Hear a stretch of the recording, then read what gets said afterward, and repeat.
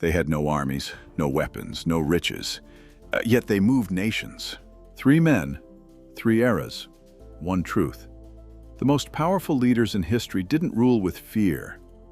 They ruled with vision. Nelson Mandela, Mahatma Gandhi, Martin Luther King Jr. each faced impossible odds, and somehow they won. But how? What made millions follow them, even when hope was gone?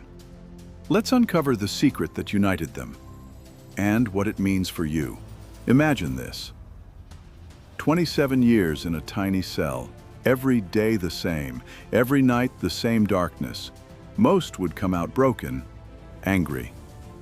But Nelson Mandela walked free with something else: forgiveness.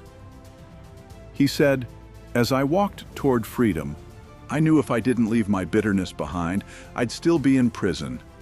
Think about that.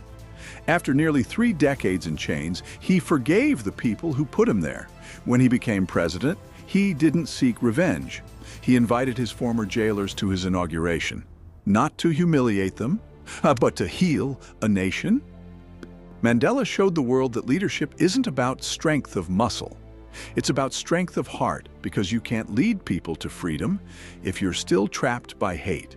Now picture this: a man, barefoot, wearing a simple cloth, standing against the British Empire.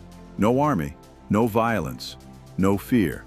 That was Mahatma Gandhi.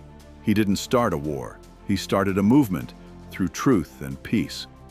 Gandhi believed that real power comes from inner discipline, not domination. He once said, "In a gentle way, you can shake the world." And he did. When people were beaten, he told them to stay calm. When violence rose, he chose silence. And when the world called him weak, he proved them wrong. With results. His vision wasn't to defeat an empire, it was to awaken a nation. Gandhi's leadership wasn't loud, it was steady, peaceful, unbreakable. He showed that when your purpose is pure, your vision becomes unstoppable. He was just 26 when he took the stage, a young preacher with nothing but conviction. Martin Luther King Jr. didn't want fame, he wanted freedom for everyone. He believed that love was stronger than hate, that peace was louder than violence. His "I have a dream" speech wasn't just history. It was a mirror, showing the world what humanity could be. Even as threats grew, even as the danger closed in, he never stopped believing. Because for Dr. King, purpose was more powerful than fear. He once said, "Faith is taking the first step even when you don't see the whole staircase." And that's exactly what he did, step by step, dream by dream. Different times, different continents, same truth. They all led without titles, without wealth, without force. Their weapon was vision. Their shield was purpose. They proved that leadership isn't about commanding people, it's about inspiring them to rise above fear, hate, and doubt.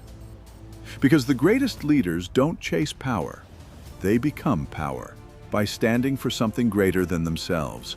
Maybe you'll never lead a nation. Maybe no one will chant your name in the streets. But leadership begins the moment you decide to stand for something. To forgive when it's easier to hate. To act when it's safer to stay silent. To dream when others have stopped believing. Because that's where true leadership starts. Not in power, but in purpose.